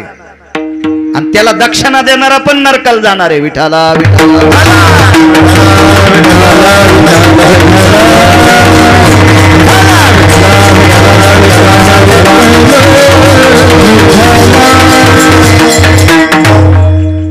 काय योग महाराज. असू द्या असू द्या. नाही आता आलाय पाऊस. येऊ द्या येऊ द्या. तेही स्वागत करता येणारच. आता पाऊस आल्या होता ती नैसर्गिक आपत्ती आहे. त्याला मी पण काही करणार नाही. कारण मला मंडप आणताच येत नाहीत ना दुसरीकडचे उचलून. नाहीत मी 5-6 आणले असते. आता पाऊस आल्यावर त्याला विलाज नाही. आता पावसाच्या घरातच कीर्तन आहे. पण एक मुद्दा आहे का, नदीच्या पात्रातून एक बेंडूक बाहेर आला. बाहेर आल्याच्यानंतर दिवस उन्हाळ्याचे होते. उन्हाळ्याचे दिवस असल्यामुळं तो बेंडूक असा तापलेला आहे. त्याला खाली पोळतंय, वरचा प्रकाशही पोळतो. स्वामीजी करावं काय. तेवढ्या अवकाशात एक सर्प आला. त्या सर्पानं बेंडकाच्या भोवताला असं आळं केलं आणि स्वतःच्या फण्यानं त्याच्यावर सावली धरली. ती एक जणानं मला कीर्तनात चिठ्ठी दिली. ती सर्पाला एकादश होती का, किंवा सर्पाचे दात पाळलेले होते का? सापाचं खाद्य काय आहे? बेंडूक आहे. मग साप बेंडूक दिसल्याबरोबर सर्प त्याला असा वेटाळत असतो. आणि या सर्पानं सावली का धरली? त्याच्या गोळ्या संपलत्या का? मी म्हणलं सापाला एकादश नव्हती, सापाचे दात पाडलेले नव्हते, सापाच्या गोळ्या संपलेल्या नव्हत्या. मग त्यानं दुसरी चिठ्ठी दिली. मग कीर्तनात तू सापानं बेंडकाच्या डोक्यावर सावली धरली म्हणतो, तू ह्या संपल्यात का? इतक्या रगील कीर्तनकाराला चिठ्ठी द्यायला कोणाची मावेली? सापाला एकादश नव्हती, सापाच्या डोक्यावर परिणाम झालेला नव्हता, सापाचे दात पाडलेले नव्हते, तरी पण सांगतोय सापानं बेंडकाच्या डोक्यावर सावली धरली. ही एका अल्पज्ञानी माणसानं पाहिली. या पायी एक तर अज्ञानी परवडे आणि एक तर ज्ञानी परवडे. हे मधले आहेत का? हे मधला चिवडा लय बिनकामी असतो. हे मधला जे चिवडा आहे का स्वामीजी, हे कोणाच्या नशिबाला येऊच नाही. हे मधले असतात काय गाभुळे, इजळलेले आंबे. इजळलेल्या आंब्याचा तकू होत नाही, लोणचं होत नाही, रस होत नाही आणि भाजीच्या कामी येत नाहीत. हे इजळलेले आंबे खाल्ले की सर्दी होती, वानर पण बिमार पडते. असे काही काही इजळलेले आंबे असतात. काय पहिले महाराज होते, आताच्या महाराजाला शेपटी आल्यात का? धर्मवरी न जाण्याचं कारण आहे आपल्यातले इजळलेले आंबे आहेत महाराज. चांगल्याच्या मागे लागा, चांगल्या लोकांचं दर्शन घेत जा, या लोकांचा आदर करा, देव आपलं बरं करेल. काय रम्य ठिकाणे. थकून आलतो मी, थकून. आनंद वाटला. एक दोघ जण होते, चला घरी चहा. अरे म्हणलं इथं आलं की सगळं झालं. हे पोरगं सोबत होतं, छान वाटलं इतकं रम्य ठिकाणी. अरे महात्मा सापडे तुम्हाला, जपा या लोकांना, जपा, देव तुमचं चांगलं करेल. हवा धर्मवरी जाण्यासाठी मदत करा, धर्माला खाली वळू घेऊ नका. आजचं धकलंय, उद्या आपले नातू पंतू यांचे काय हाल होतील याच्याकरता वेळी सावध व्हा. धर्म सांभाळा आपला, देव चांगलं करेल तुमचं. कोणाला वाईट म्हणू नका. कोणाला वाईट म्हणल्यानं आपला धर्म उंच जात नाही. आपल्यातल्या त्रुटी काढा. एक कुत्र साखर पुड्याला गेलं बाबाजी, बापू एक कुत्र साखर पुड्याला गेलं. कुत्र्यानं कशाला साखर पुड्याला जायचं, पण लय नाद न कुत्र्याला. सोयाबीन गाडीत टाकली की कुत्रे बाजाराला जातात, बैल गाडी वडीतेत, मालक वरी बसलेला आणि कुत्र आखा खाली चलत. पुढच्या गावातले कुत्रे भेटले की ते कुत्र आखा खाली. ते कुत्र म्हणलं बाहेरीनं, हे कुत्र म्हणलं आलो असतो पण बैलाला गाडी देटन. आता कुत्र गाडी वडीत असतो. असे काय काय कुत्रे, त्याला माहिती आहे गाडीच्या बाहेर गेले की ते वाचकाली, तर त्याच्यामुळे ते आखा खाली चलत, गाडी खाली चलत. असे काही काही कुत्रे. ते कुत्र साखर पुड्याला गेलं. साखर पुड्याला गेल्यावर तिथलं ते पोरीचे वडील चांगले होते. आता मालकाचं कुत्रे, ज्याच्या घरी पोरगी दिली त्याचं कुत्रे, ज्याच्या घरी पोरगी दिली जावायचं कुत्रे, युवायचं कुत्रे. म्हणून एका टोपल्यात दूध टाकलं, त्याच्यात 2-3 चपात्या चुरगाळल्या. हा दूध घरच्या म्हशीचं होतं, ते पुड्यातलं नव्हतं, इकत घेतलेलं रोगर. घरचं शेतकरी आहेत, घरचं खाचं शिका. हो एखादी गाय पाळी जा, शेण काळी जा माय. हो गाईच्या शेणाचा गोमूत्राचा वास घेत जा, 14 रोग होत नाहीत. हो गाय पाळायचा कटाळा येतून मग पुड्यातलं दूध खाती. बसताना गोळ्यान, उठताना आग गगन, बसताना आग गग, आणि झोपताना पासा पासा गोळ्या खाती. शेण काढायला काय धनुर्वात झालाय का? विठाला विठाला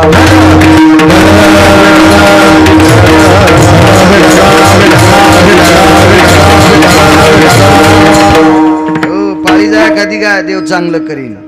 गाईचं दूध टाकलं, कुत्र्याला 2 चपात्या, दूध लिटर भर. आता मालकानं सांगितलं बाब्या, त्या पोरीच्या बापानं सांगितलं व्याही बैलगाड्यानं आलं तर ते साखर पुड्याला. धर्म उंच जाण्याला कारणीभूत कोण आहेत, खाली येण्याला कारणीभूत कोण आहेत, याच्यावर सांगतोय. आणि सांगितलं आता जाऊ नका, रस्त्यातल्या पाठीवर छापच्या चोर हाणतेत. तुम्ही मोठे माणसं आहेत, आजचा मुक्काम करा आणि पहाटे 5 वाजता बैलगाड्या काढा.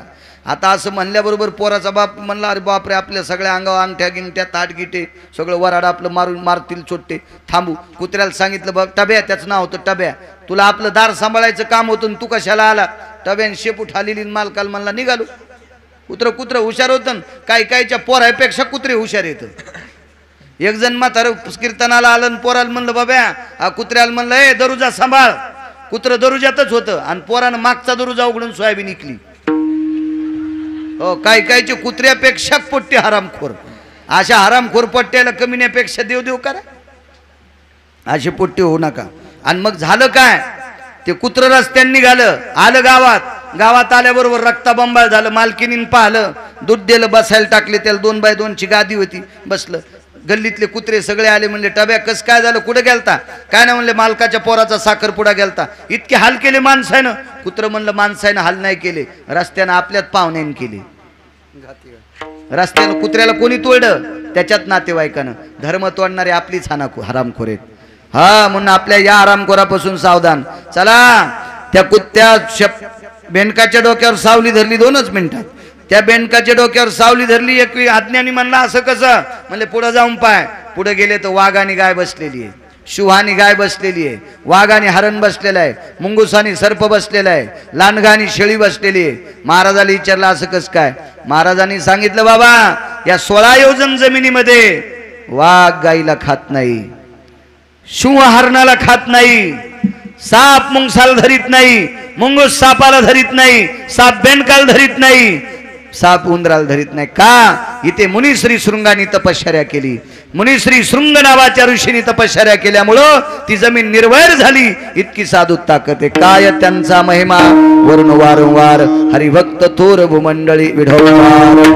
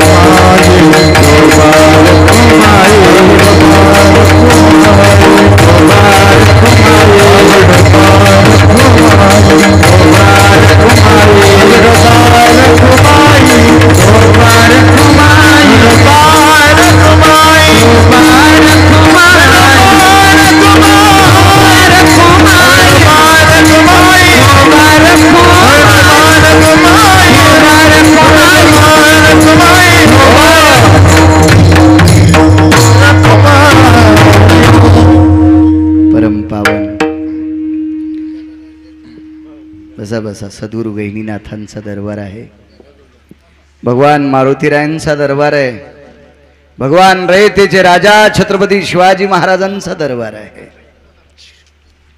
अशा परम पावन साधूच्या पदस्पर्शाने पुनीत असलेला हा परिसर सारोळा गहिनीनाथ तुम्हा सर्व ग्रामस्थांच्या वतीनं चालत असलेल्या गेल्या मला वाटतं 28 वर्षाची परंपरा. 28 वर्षापूर्वी परिस्थिती काय असेल? त्या काळात जुन्या लोकांनी साध्या परिस्थितीत सप्ता मुहूर्तमेढ धर्माची पताका रोवली, ती आत्तापर्यंत इथपर्यंत आणली. तुम्हा सर्वांना धन्यवाद. गावात जेवढ्या आडनावाची मंडळी असतील तेवढ्यांना कोटी कोटी धन्यवाद. सारज्य सज्जनांनो, तुमचं गाव फार मोठ्या साधूच्या पदस्पर्शाने पुनीत झालेलं गाव आहे. सद्गुरू वहिनीनाथांच्या पदस्पर्शाने पुनीत असलेलं गाव. तुमच्या काही अंतरावर जवळजवळ 300-350 वर्षापूर्वीची परंपरा, ज्या परंपरेमधलं कुत्र सुद्धा एकादशी धरत होतं, ज्या परंपरेतला श्वान, ज्या श्वानाला आज डोंगरोजी महाराज म्हणून नाव आहे, अशा ज्या परंपरेतलं, ज्या संप्रदायातलं कुत्र सुद्धा एकादशी धरायचं, अशी परंपरा तुमच्या बाजूला आहे. तुम्ही परम पावन माणसं आहात. सजनो, संतांचा शब्दावर विश्वास असावा. संत किती मोठे आहेत. माऊली महावैष्णव ज्ञानोबारायांनी कृपा केल्यावर रेड्या बोलावा, हा संतांचा महिमा आहे. आज्ञा केल्यावर भिंत चालावा, ही संतांचा महिमा आहे. राजे हो, या श्रीमंत श्री जगद्गुरु तुकोबारायाच्या कीर्तनातली घोंगडी जमा करण्यासाठी अनगडशा नावाचा फकीर होता. अनगडशा नावाचा फकीर. तुकोबारायची कीर्तनातली परंपरेतला फोटो पहा. तुकोबारायच्या समोर बसलेले रयतेचे राजा छत्रपती शिवाजी महाराज, भगव्या रंगाची कपडी घातलेली मंबाजीबुवा गोसावी आणि हिरव्या रंगाची कपडे घातलेली अनगडशा नावाचा फकीर. तुकोबारायचं कीर्तन ऐकायचं. काय परंपरा आहे राजेबाई, किती मोठी परंपरा आहे. तुकोबारायची घोंगडी झटकिण्यासाठी, घोंगडीची घडी करण्यासाठी अनगडशा नावाचे फकीर होते. फकीर ब्रह्मवेत्याचा अधिकारी होता तो. ही परंपरा आहे. नामदेवरायचा अधिकार जर पाहला, पाषाणाची मूर्ती कापे थरा थरा, जेवी भरा भरा नाम्यास हवे. विटेवरचा मालक थरथर कापत होता आणि नामदेवरायने जेवायला वाढलेलं खाली बसून जेवत होता. ही संतांचा अधिकार आहे. किती मोठी व्याप्ती. जनाबाईला पांघरायला आणत होता. जनाबाईला गौऱ्या येचू लागायचा. जनाबाईच्या गौऱ्या विठ्ठल विठ्ठल म्हणायचा. कबीराने भजन केल्याच्या नंतर तो शेला इनला की तो शेला राम राम म्हणायचा. काय ताकद आहे. सावता महाराजांना खुरपू लागायचा. राजे हो, माझ्या गोरोबा काकांना माती खांदू लागला, माती आणू लागला. गोरोबा काकाच्या घरची गाडगी मळली घडली, तो चिखल मळला, गाडगी घडली. काय ताकद आहे संतांचा, काय त्यांचा महिमा वर्णू वारंवार. किती व्याप्ती आहे संतांची, किती मोठा अधिकार आहे संतांचा. आपण त्या महाराष्ट्राच्या मातीमध्ये आहोत. शांतीब्रह्म एकनाथ महाराजांच्या घरी गंध उगाळू लागला. पाणी भरले श्रीखंड्या चंदन उगाळोनी करी, वस्त्रे गंगा तिरी धुतस. काय मोठी व्याप्ती आहे संतांचा, एवढा मोठा अधिकार संतांचा. अशा परमपावन सद्गुरू गहिनीनाथांच्या दरबारात पदस्पर्शाने पुनीत असलेलं, त्या मातीत तुम्ही जीवन जगणारी सात्विक सदाचारी पुण्यशील माणसं आहात. धर्माविषयी डोळे उघडा, संतांविषयी डोळे उघडे ठेवा. एवढ्या मोठ्या पवित्र अधिष्ठानावरली माणसं तुम्ही संत गहिनीनाथांच्या कृपाप्रसादातली आहात. याच्याकरता तुम्हाला गिरगावचा बाळू प्रणाम करतो आणि माझ्या वाणीला विराम देतो. या 8 सदस्यांमुळं, लोकांमुळं कृषी सेवा केंद्र सारोळा गहिनीनाथ, संजयजी काळे असतील, रामेश्वर वराडे असतील, प्रवीणजी काकडे असतील, उत्तमजी काकडे असतील, गणेशजी गवळे असतील, सुदामजी काकडे असतील, गजाननजी काकडे असतील, बबनसाहेब काकडे असतील, या 8 सदस्यांच्या मुळे मला हा पवित्र परिसर पाहण्यासाठी भेटला. पूर्णाकृती माझ्या रयतेच्या राजांचा, छत्रपती शिवाजी महाराजांचा पूर्णाकृती पुतळा तुम्ही एका खेड्यामध्ये उभारला, म्हणून तुमच्या याही कर्तव्याला गिरगावकराचा मुजरा आहे, गिरगावकराचा प्रणाम आहे. धर्माची अशी कामं करा. तरुणांनी संघटित व्हा, एकोपा ठेवा. काम करण्यासाठी सुद्धा एकोपा ठेवा, मोठं व्हा. आपल्या आईवडिलांचा आदर करा, रक्ताच्या नात्यातल्यांचा आदर करा. माझ्या रयतेच्या राजांचा आदर काय, या देशातल्या प्रत्येक स्त्रीकडे पाहत असताना तुम्ही माय म्हणून पहा. मी याच्याकरता तुम्हाला पाठीमागं बसा म्हटलो माझ्या माईंनो, कारण आपण आपल्या जागेवर बसलं की आदर होत असतो. तुडवातुडवीचा संबंध नाही, कारण तुम्ही माझ्या देशाची सर्वोच्च संपत्ती आहात. राज्य, राणी व संपत्ती. या देशाची सर्वात मोठी जडवड श्रीमंती कोण असाल तर तुम्ही आहात. रयतेचे राजा छत्रपती शिवाजी महाराज तुमच्यातल्या एका माऊलीच्या पोटात 9 महिने होते. धर्मनिरपेक्ष महाराणा प्रताप तुमच्यातल्याच एका माऊलीच्या पोटात 9 महिने होते. या देशातल्या 12 ज्योतिर्लिंगाचा जीर्णोद्धार करणारी देवी अहिल्याबाई होळकर तुमच्यातल्याच एका माऊलीच्या पोटात होती. किती मोठे आहात, किती मोठ्या तुम्ही आहात. 2 तास तुमच्या समोर बोलतोय तरी तुम्ही एवढी श्रीमंत माणसं माझ्या पुढे बसलात. मी सुद्धा तुमच्यातल्याच एका माऊलीच्या पोटी जन्म झालाय. पूज्यश्री सद्गुरू आमचे जगन्नाथ स्वामी सुद्धा याच महाराष्ट्रातल्या एका माऊलीच्या पोटी जन्माला आले. महाराज दिव्यानुभूती, योगीराज सद्गुरू दयानंद महाराज आमच्या बापूंचे बाबा, ते सुद्धा याच महाराष्ट्रातल्या एका माऊलीच्या पोटी जन्माला आले. रत्नांना जन्म देण्याची ताकद तुमच्यात आहे. म्हणून तरुणांनो सांगतोय, आपल्या देशातल्या स्त्रीवर संकट येता कामा नये. आपल्या देशातल्या पवित्र, आपल्या संस्कृतीतल्या स्त्रीवर संकट येता कामा नये. रयतेचा राजाचा आदर्श घ्या. अहो, कल्याणच्या सुभेदाराची सून मुस्लिमाची सून होती. मुस्लिमाची आदर्श घ्या माझ्या राजाचा. ती जशाल तशी परत केली, जशाल तशी परत. तिच्या अंगाचा प्रकाश पडत होता. काळ्या रात्री चमकत होतं जिच्या रूपाचं ऊन. अशी देखणी होती एका मुस्लिमाची सून. तिला पाहुनी आई म्हणाला, राजा तो शिलवान. महाराज हा पवित्र राजा आहे. एका विरोधकाच्या सुनाला सुद्धा सुंदर होती. काळ्या रात्री जिच्या अंगाचा प्रकाश पडला होता, तिला बघून आई म्हणाला, राजा तो शिलवान. तुम्ही आपल्यांना आई म्हणा, आपल्या मुलींना आई म्हणा, आपल्या मावल्यांना आई म्हणा. आपल्या स्त्रियांना आई म्हणा, देव तुमचं चांगलं करेन, रयतेच्या राजाला आनंद वाटेल. महाराज काय महिमा या लोकांचा, काय नाविन्य या लोकांचं. राजे हो, विश्वातल्या प्रत्येक स्त्रीला 8 स्त्रिया सोडून दिल्या. छत्रपतींच्या पत्न्या होत्या 8, सईबाई, सोयराबाई, सकवारबाई, काशीबाई, पुतळाबाई. बाकीच्या 3 घरी गेल्यावर पाठ करा, तुम्हाला गिरगावकराची शपथ आहे. 8 पत्न्या होत्या, 8 सोडून दिल्या. तर स्वामीजी छत्रपती शिवाजी महाराज देशातल्या प्रत्येक स्त्रीला आई म्हणायचे, बहीण म्हणायचे. माझे तुकोबाराय, जाईव तू माते न करी सायास, आम्ही विष्णुदास तैशी न हो. आई म्हणायचं शिकाराजे हो. या देशाची सर्वात मोठी जडवड श्रीमंतिका असेल तर माझ्या देशाची स्त्री आहे. छत्रपती शिवाजी महाराज या देशातल्या प्रत्येक स्त्रीला तुकोबारायचा अनुग्रह घेतला आणि या प्रत्येक स्त्रीला आई म्हणत होते. म्हणून तुकोबारायच्या कीर्तनात आलेलं संकट दूर करण्यासाठी पंढरीतले मालक छत्रपती झाले आणि मारायला आलेली फौज तिकडंच वळून नेली आणि खरे छत्रपती तुकोबारायच्या कीर्तनात बसले. महाराज छत्रपती करता दुसरे छत्रपती विटेवरचे मालक होते. ताकद कशाची? हे तुकोबारायांचा महिमा आहे. काय त्यांचा महिमा? वारंवार हरिभक्त थोर भूमंडळी तुकोबारायांचा अभंग आहे तुमच्यासमोर. जेवढं काही तुम्ही मला आशीर्वाद देताल त्याच्यावर बोलण्याचा प्रयत्न केलो. पूज्य श्री जगन्नाथ स्वामी आहेत, आदरणीय बापूजी आहेत, दोन्ही मृदंगाचार्य, सर्व गुणीजन मंडळी, सर्वांना धन्यवाद. साऊंड सिस्टीमवाल्यांना धन्यवाद देतो. आमचा अजय गरजा महाराष्ट्र, त्याच्याकडे चॅनल आहे कीर्तनाचं गरजा महाराष्ट्र. बऱ्यापैकी चांगल्या महात्म्यांची कीर्तनं त्याच्यावर असतात, ऐकण्याचा प्रयत्न करा. तरुणांना विनंती करतो, आपल्या आईवडिलांना देव समजा. सुनायला सांगतो, सासू सासऱ्याला जपा. सासू सासऱ्याची संपत्ती तुपात बुडून खातात. नवऱ्याला बगलात दाबलं, सासू सासरे आवडत नाहीत. झोपीत भिताड अंगाव पडून झोपीत फुकायला न्याचं काम करणार नाही मळ्यात. सासू सासऱ्याने कमवलेली संपत्ती आवडती आणि ते सासू त्या पोरांसुद्धा हाताळी वाजली. बापा तू तर लग्न झालं नाही, तुला आताच कशी बायको कळाली रे बापा. बब्या त्याला आताच कळाली. असं नको रे बाबा. सासू सासऱ्याची किंमत करी जा माझ्या माईनो. घरातल्या ज्येष्ठ लोकांची जर तुम्ही आदर केला तर तुमची लेकरं म्हातारपणी तुमचा आदर करतील.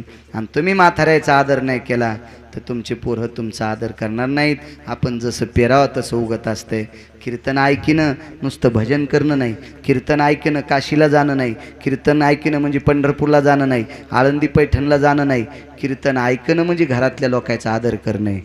तुम्ही जितका घरातल्या लोकांचा आदर करताल तितकं देव तुमचं चांगलं करेल. आदर करा माझ्या माईनो. हे मायबापाचा आदर करा. किती परिस्थिती नाजूक असते, किती नाजूक परिस्थितीत 72च्या दुष्काळात 1 टायमाच्या भाकरी खाल्ल्या, आपल्याला संपत्ती कमवून ठेवली. त्या म्हाताऱ्यांचा आदर करा. विटेवरचा मालक तुमचा आदर करीन. जाता जाता अधिष्ठान दैवत सद्गुरू गहिनीनाथाच्या समाधीला साष्टांग दंडवत करतो. मारुतीरायाच्या चरणी दंडवत करतो. रयतेचे राजा धर्मनिरपेक्ष माझे छत्रपती शिवाजी महाराज त्यांच्या चरणी मानाचा मुजरा करतो. स्वामीजींना प्रणाम करतो, बापूंना प्रणाम करतो, तुम्हालाही दंडवत करतो. प्रभू तुम्ही महेशाची मूर्ती, तुम्हाला प्रणाम करतो. माझ्या वाणीला विराम देतो. ज्ञानेश्वर